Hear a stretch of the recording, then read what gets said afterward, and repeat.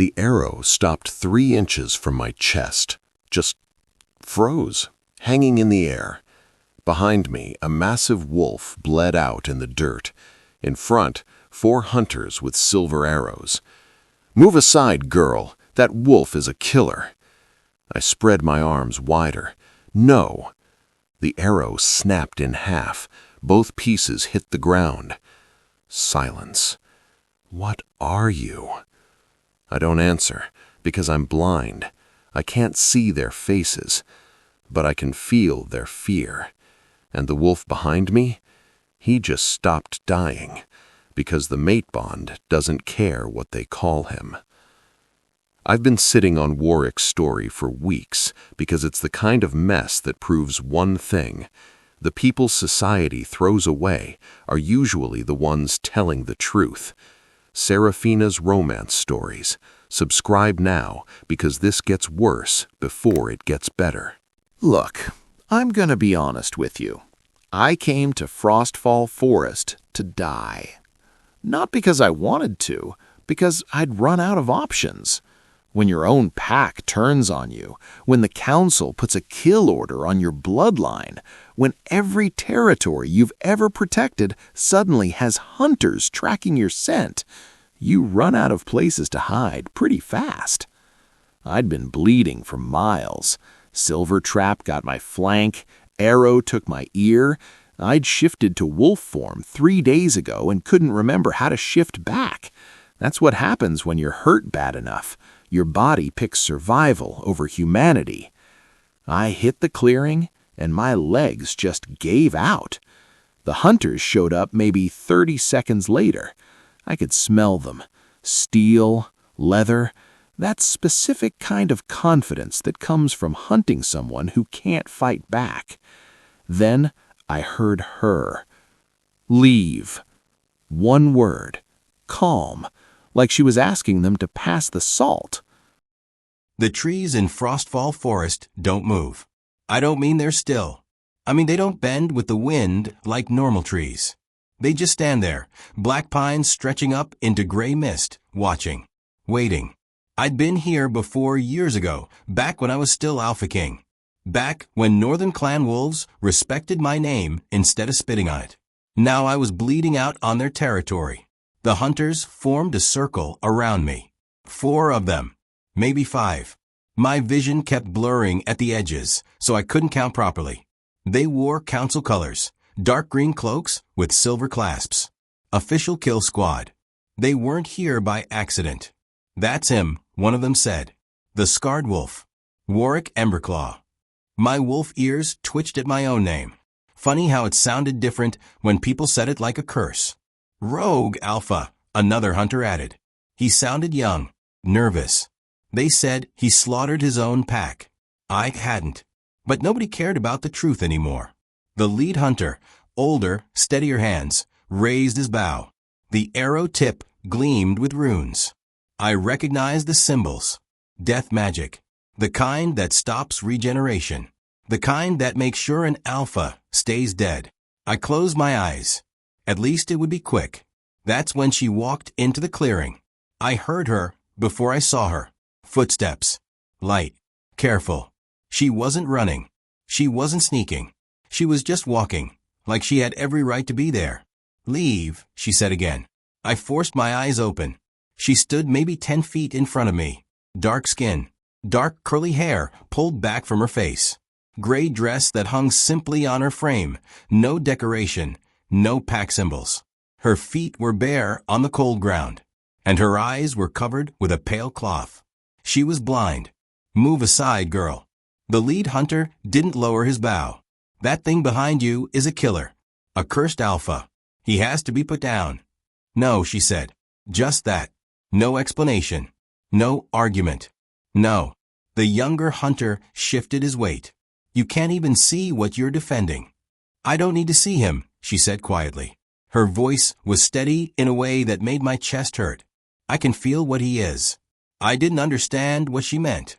"Not yet. He's a monster," the lead hunter said. His patience was running out. I could smell it on him, frustration mixed with something else. Fear. The council ordered his death. We're just following orders. The woman really, she looked maybe 25, tilted her head slightly, like she was listening to something the rest of US couldn't hear. You're lying, she said. The clearing went very quiet. What did you say? You heard me. She didn't move. Didn't flinch. You're not following orders. You're hunting him because you're afraid of what he knows. How did she know that? I'd been accused of treason, of unleashing forbidden magic, of going rogue and attacking my own wolves. None of it was true. The council had turned my pack against me because I refused to let them sacrifice omegas for their blood rituals. I'd never told anyone that. The lead hunter's face changed. Got harder. Last chance, Omega. Move. I'm not moving. Behind her, I tried to push myself up.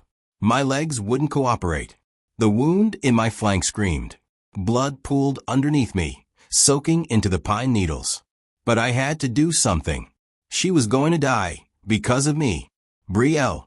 Another voice came from the trees. An older woman, also wearing simple clothes.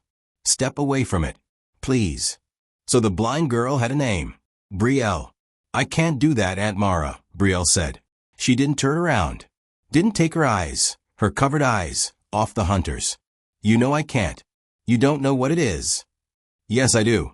The way she said it made everyone stop. Even me.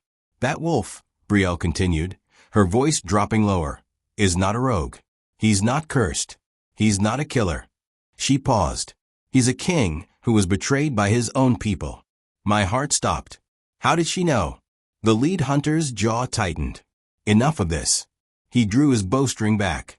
The arrow pointed directly at Brielle's chest.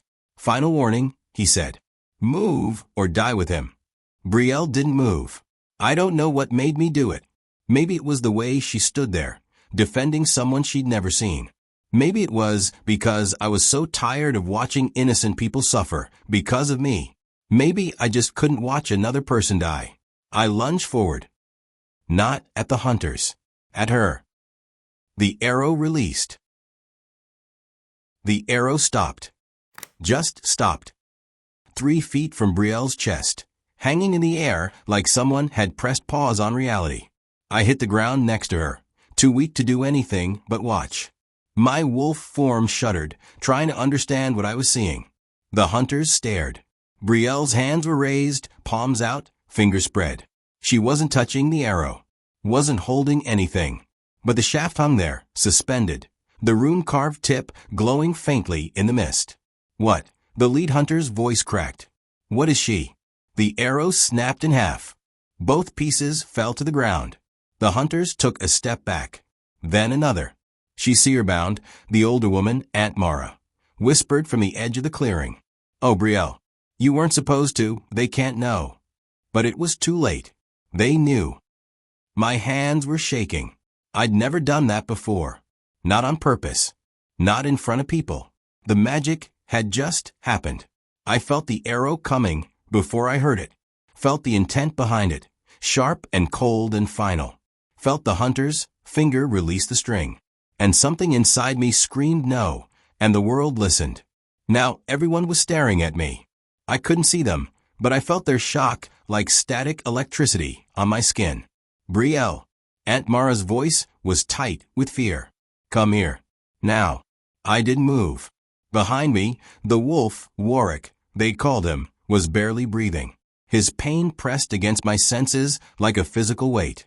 But underneath it, I felt something else. Guilt. Not the guilt of a killer. The guilt of someone who tried to save people and failed. Honor buried under exhaustion. Grief so deep it had teeth. He wasn't a monster. I'd known that the moment I felt him collapse into the clearing. I lost my sight when I was 7. Fever. The healers tried everything, but my eyes just stopped working. One day I could see, the next day I couldn't. My pack didn't know what to do with a blind Omega. I couldn't hunt, couldn't fight, couldn't even serve properly because I kept breaking things.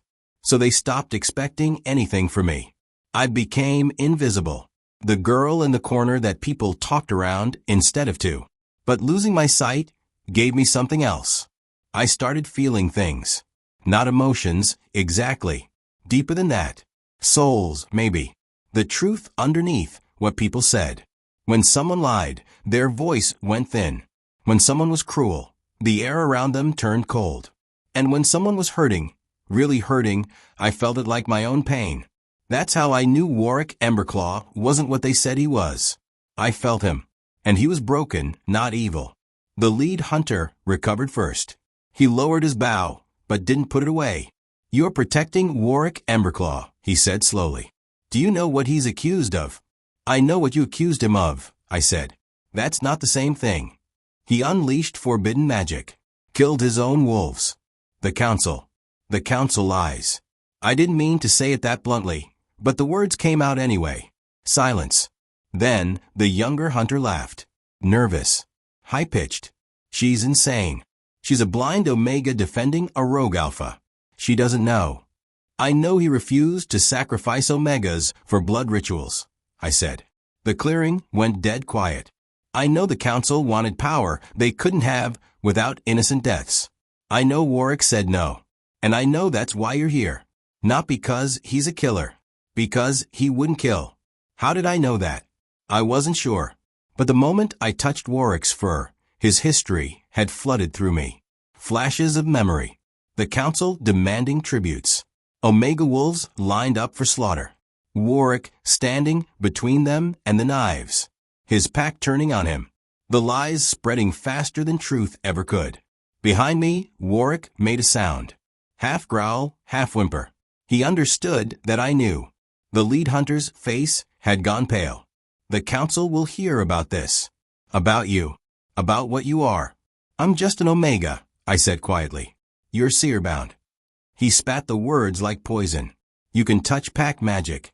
You can break spells. You're exactly what they've been looking for." My stomach dropped. "No," Aunt Mara whispered. "Please don't." "There's a kill order on Emberclaw's bloodline," the hunter continued. His hand moved to something at his belt. A small crystal, glowing faintly. "But there's a capture order for any seer-bound Omega. Alive."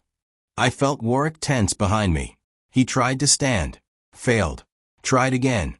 "Don't," I told him softly. "Save your strength. They'll take you." Warrick's voice came out rough, half human, half wolf. First time I'd heard him speak. "You don't know what they'll do." "I know exactly what they'll do." I kept my hands raised, feeling the magic pulse under my skin. "That's why I'm not letting them leave with either of us." The lead hunter crushed the crystal in his palm. Light burst upward, a flare of red magic shooting into the sky above the trees. A signal. "Reinforcements will be here in minutes," he said. He was backing away, now, the other hunters following. "You can fight us, girl. Or you can run. Either way, the council wins." They disappeared into the mist. I stood there, heart pounding, feeling Warrick's labored breathing behind me. "Why did you do that?" he asked. His voice was quieter now, almost broken. "You don't know me. You don't owe me anything." I turned toward him, toward the spot where I felt his soul burning like a wounded star. "I know enough," I said. In the distance, I heard boots. Lots of them. Running toward us. "Can you walk?" I asked. Warrick made a sound that might have been a laugh, if he had the strength for it. "No." The boots were getting closer. Maybe a dozen hunters. Maybe more. I knelt beside him, reaching for his injured flank. My hands found matted fur soaked with blood. The wound was deep. Silver poisoning. Without treatment, he'd be dead by morning. "What are you doing?" Warrick's voice was strained. "Healing you. You can't. Seer magic doesn't work like that." "Then I guess we're about to find out if I'm doing it wrong." I pressed my palms against his wound and let the magic flow. It hurt. Not physically. Deeper than that.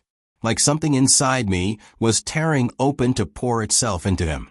I felt his pain become my pain. His exhaustion became my exhaustion. His memories.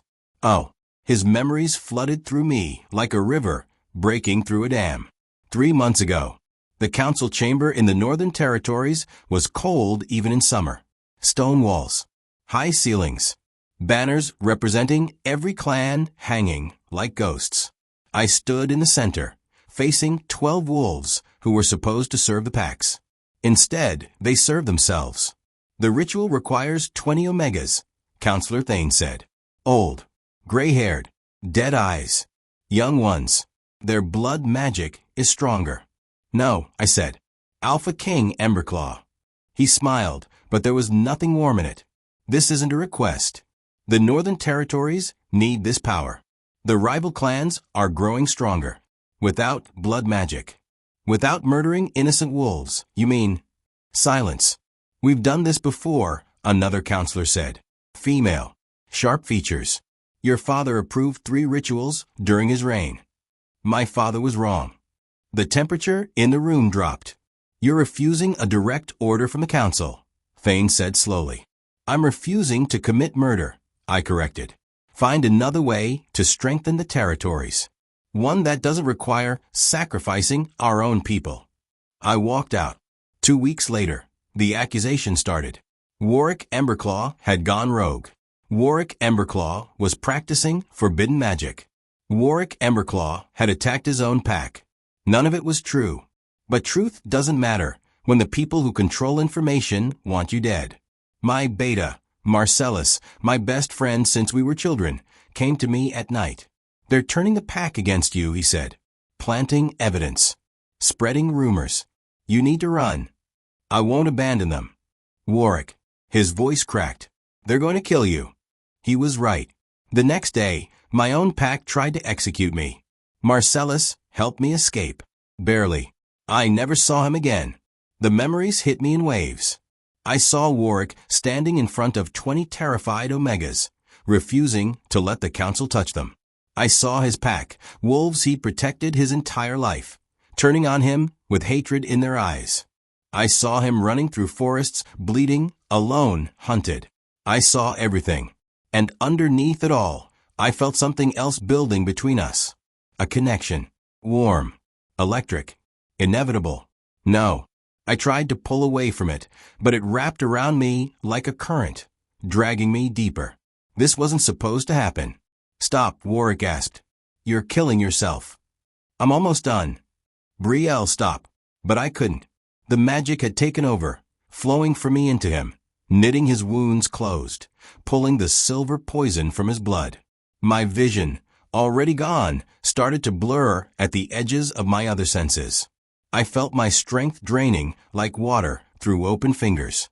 Then Warrick did something I didn't expect. He shifted. Not fully. Halfway between wolf and man. His body grew, bones cracking and reforming, until a hand, human, scarred, strong, grabbed my wrist. Enough, he said. His voice was different now. Deeper. Fully human. I pulled my hands back, gasping. The magic snapped like a broken thread, and I fell backward. Warrick caught me. I felt his arms around me. Felt his heartbeat against my shoulder. Felt the bond between us solidify into something neither of us could deny anymore. No, I whispered. I know, Warrick said quietly. We both felt it. Mate bond. The rarest connection two wolves could have. The kind that happened maybe once in a generation. The kind that made two separate souls recognize each other as halves of the same whole. I didn't want this. He didn't want this. We were strangers. He was a hunted king. I was a blind omega with powers I barely understood. This was the worst possible timing. We can ignore it, I said. Yes. Pretend it's not real. Absolutely. Neither of us moved. The bond hummed between us like a living thing, warm and insistent and completely impossible to ignore. Warrick made a frustrated sound. This is a terrible idea. The worst, I agreed. We don't even know each other. You're a fugitive. He stopped. His grip on me tightened. What? I asked. You're seer-bound, Warrick said slowly. Horror crept into his voice. You can touch pack magic. You can break council spells. You're exactly what they've been searching for. I went cold.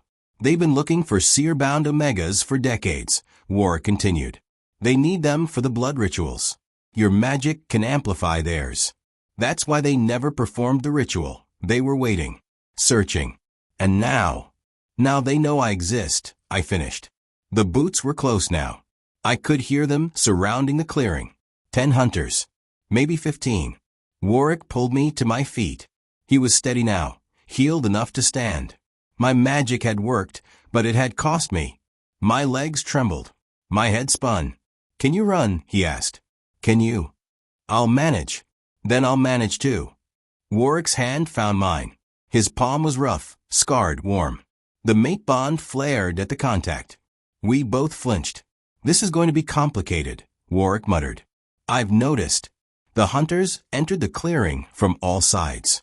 More than before, these wore heavier armor, carried enchanted weapons that glowed with runes. Council elites. The lead hunter from before stepped forward. "Warrick Emberclaw, the seer-bound Omega. You're both coming with us." Warwick's grip on my hand tightened. "No," he said simply. "You can't fight us all. Watch me." I felt Warwick's power building. Not just physical strength. Alpha authority. The kind of presence that made other wolves instinctively submit. But he was still weak.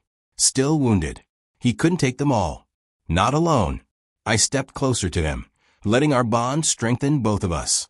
Together. I asked quietly. Warrick looked down at me. I couldn't see his expression, but I felt his surprise, his gratitude, his fear for me.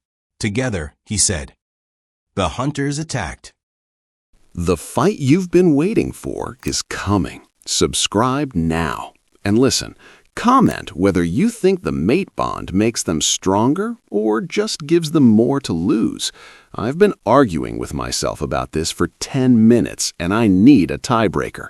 Also, what time are you watching this? Let me know if you're part of the 2 a.m. crew. The first hunter lunged. Warrick moved. Not like a wounded wolf. Like a king. He shifted mid-step, fully this time.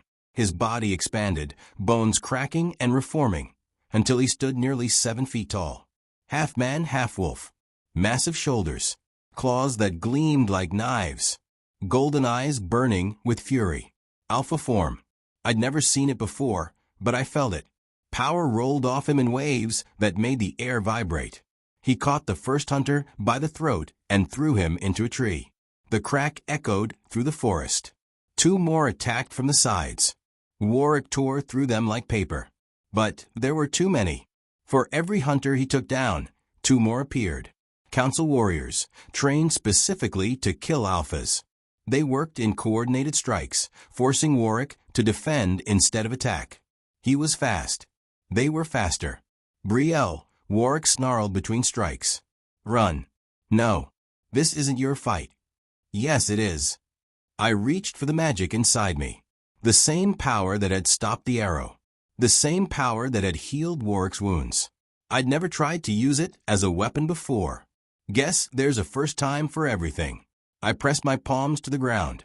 The magic exploded outward. Not like a blast. Like a pulse. Invisible force rippling through the earth, through the trees, through everything living in Frostfall Forest. The hunters stumbled, gasped, fell to their knees. Even Warrick stopped mid-strike, staring at me. "What are you doing?" he asked. "I don't know," I admitted. The forest was responding to me. Roots burst from the ground, twisting around hunters' legs, pulling them down. Branches bent toward us, forming a barrier between us and the warriors. The mist thickened, obscuring vision. The trees were protecting us. Or maybe I was asking them to. I couldn't tell where my magic ended and the forest's natural power began. "She's awakening the territory," one of the council warriors shouted. "Stop her before she..." A root wrapped around his mouth, silencing him. I felt everything. Every tree. Every blade of grass. Every living thing in this forest connected to me through threads of magic I hadn't known existed. It was incredible. It was terrifying. It was draining me faster than healing Warrick had. The council warriors regrouped. There were still 7 standing, including their commander, a tall woman with silver streaks in her dark hair and eyes that held no mercy. "Enough games," she said. She drew a blade that glowed with runes. Ancient magic, the kind that could cut through pack bonds. Warrick positioned himself between her and me. "You can't win this, Emberclaw," the commander said. You're outnumbered, wounded, and now you're protecting a seer-bound Omega who doesn't even know how to control her power. She's doing fine, Warrick growled. She's dying. The commander tilted her head. Look at her. Warrick glanced back. I was on my knees, hands still pressed to the ground, blood trickling from my nose. The magic was eating through me from the inside out. He was right. I was dying, but I couldn't stop. The moment I let go, the forest protection would collapse. Why do you want her? Warrick demanded. Why go through all this trouble? The commander smiled. You really don't know, do you? Know what? Your bloodline Emberclaw. Ancient alpha magic that predates the council. Magic that can break any spell, shatter any bond, overthrow any authority. She took a step forward. The council has controlled the territories for 3 centuries using blood rituals and binding magic. But your bloodline threatens all of it. One alpha with your power could dismantle everything we've built. Warrick's eyes widened. That's why you wanted me dead. That's why we needed you erased. Not just killed. Erased. No memory. No legacy. No one to carry your bloodline forward. But you failed, I said. My voice came out weak, but I forced the words anyway. He's still here. The commander's gaze shifted to me. Which is where you come in, little Omega. My stomach dropped. Seer-bound magic can do 2 things, she continued. Amplify power or nullify it. The council has been searching for a seer-bound Omega for decades. Someone strong enough to bind Emberclaw's bloodline permanently. Make him powerless. Make him forget what he is. You want to use her to break me, Warrick said flatly. We want to use her to save the territories, the commander corrected. Once your power is bound, the threat ends. The council's authority remains intact. Order is preserved. By enslaving an Omega. By utilizing a resource. Warrick's growl vibrated through the clearing. She's not a resource. She's a person. She's a tool, the commander snapped. And you're an obstacle. Now surrender, or we'll take her by force. Brielle, Warrick said quietly. Let go of the magic. I can't. You have to. It's killing you. If I stop, they'll take us both. If you don't stop, you'll die. He was right. I knew he was right. But I couldn't let them win. Couldn't let them use me to break him. Couldn't let the council continue sacrificing innocence for power. So I pushed harder. The forest responded. More roots. More branches. The ground itself began to shift, creating barriers, forming walls of earth and wood between us and the warriors. The commander cursed. Bring her down. Now. 3 warriors rushed forward, moving too fast for the forest to stop them. Warrick intercepted 2. The 3rd got past him. She had something in her hand. A crystal, glowing with the same sick light as the signal flare from before. She crushed it. The magic hit me like a physical blow. Runes burned into existence around me, forming a circle. A cage made of light and ancient spells designed specifically to trap seer-bound Omegas. My connection to the forest severed. All at once. The pain was immediate, blinding. I screamed. The roots fell away. The branches stopped moving. The mist cleared. And I collapsed. I heard Warrick roar. Heard him fighting. Heard bodies hitting the ground. But there were too many. Hands grabbed me. Lifted me. I tried to fight, but my body wouldn't respond. The magic had burned through everything I had left. No, Warrick's voice, desperate now. Don't. A blade pressed against my throat. One more step, Emberclaw, and she dies. Warrick froze. I felt his fury through our bond. His helplessness. His terror. Let her go, he said. Take me instead. We'll take both, the commander said. Eventually. But for now, the Omega comes with us. You will. You're too dangerous to capture alive. She nodded to the warriors surrounding Warrick. They raised their weapons. Run, I tried to say. But the word came out as a whisper. Through the bond, I felt Warrick make a choice. He ran. Not away from me. Toward me. The warriors attacked. He fought through them, claws and fury and desperation, trying to reach me. He almost made it. Then the commander's blade flashed. Blood sprayed across the clearing. Warrick went down. They thought he was dead. That was their first mistake. The blade had cut deep. Warrick went down hard, blood pooling beneath him. The warriors backed away, satisfied. The commander hauled me to my feet. Move out. Leave the body. I felt him through our bond. Fading. Dying. No. Warrick, I whispered. Nothing. Then, his heart beat once. Twice. The bond flared. And Warrick Emberclaw stopped pretending to be defeated. He rose from the ground like something ancient waking up. Not wounded. Not desperate. Fully himself for the first time since his pack betrayed him. The warriors turned. Stared. Warrick's eyes burned gold. Not with rage. With purpose. You made a mistake, he said quietly. His voice carried through the clearing like thunder. You hurt my mate. The temperature dropped. That's impossible, the commander breathed. The blade was meant for a rogue wolf. Warrick shifted. Fully. Completely. Alpha King form, bigger than before, more controlled. Radiating power that made every wolf in the clearing drop their eyes. I'm not a rogue. I'm the Alpha King of the Northern Territories. And you just declared war. He moved. I'd thought he was fast before. I was wrong. He was a hurricane. He tore through the warriors like they were nothing. No hesitation. No mercy. These weren't his people anymore. They'd chosen the council over their king. They'd made their choice. Now they faced the consequences. The commander tried to run, dragging me with her. Warrick was faster. He appeared in front of us, blocking her path. Blood dripped from his claws. His chest heaved, but his eyes were clear. Let her go, he said. She belongs to the council. She belongs to herself. Warrick's voice was steel. And to me. Let her go.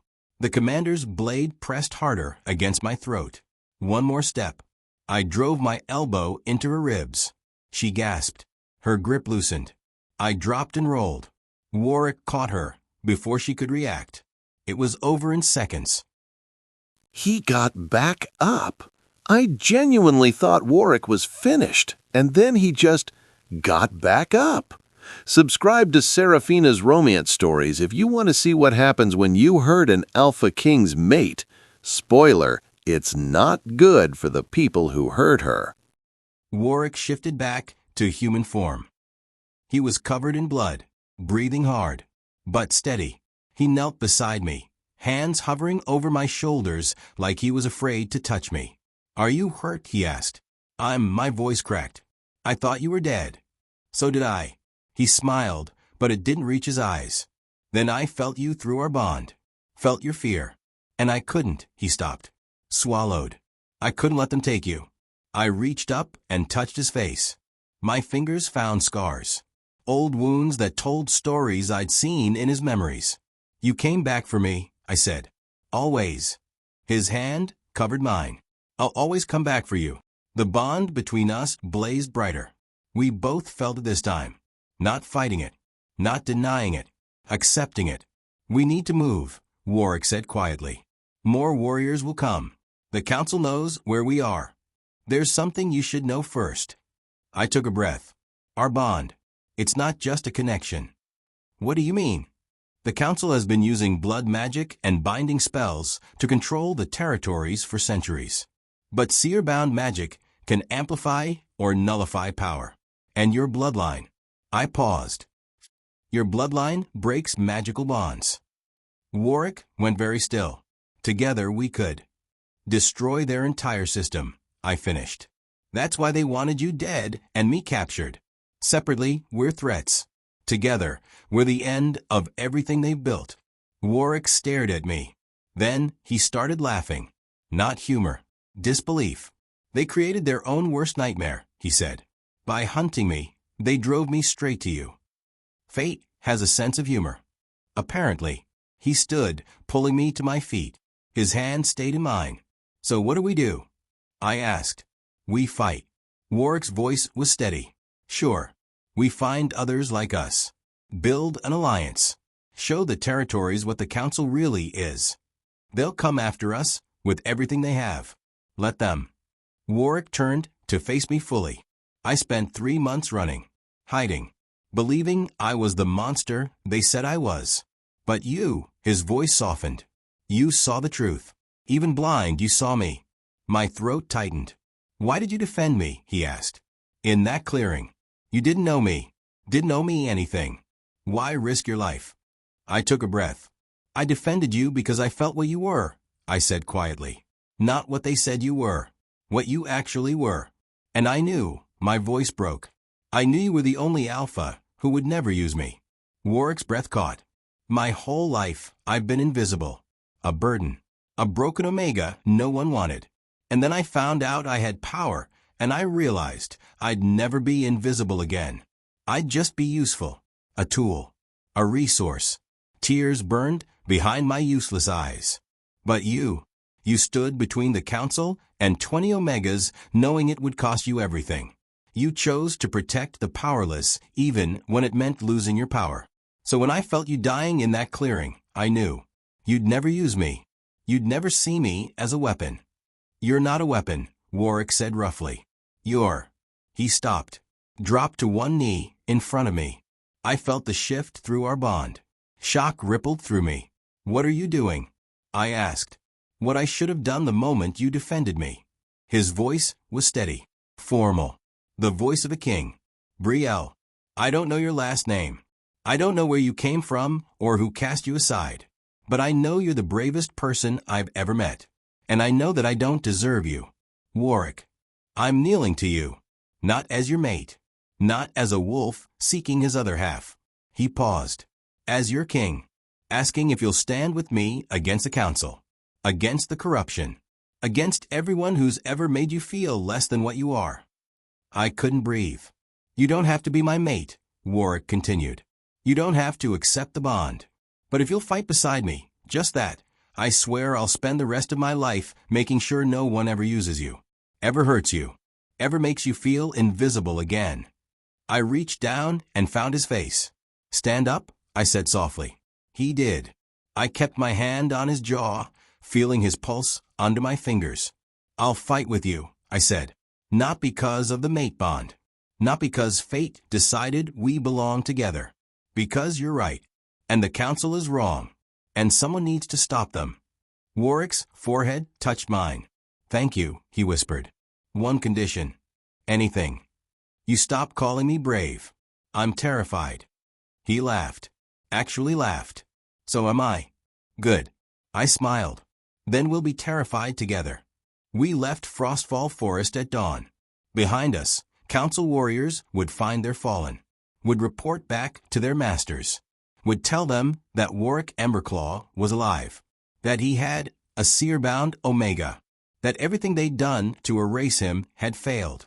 The rebellion had just begun, and somewhere in the Northern Territories, the pack that had betrayed their king would soon learn a very important lesson. You can hunt an alpha. You can wound him. You can drive him into exile. But you cannot erase a king. And when he returns, he brings judgment with him. That's the end of this story, but it's just the beginning of the war. Subscribe to Seraphina's romance stories for more. Comment whether you're Team Warrick, Team Brielle, or Team Burn the Council to the ground, because honestly, I'm all three. Also, tell me what time you finished watching this. If it's past 2 a.m., you're my people. See you in the next one.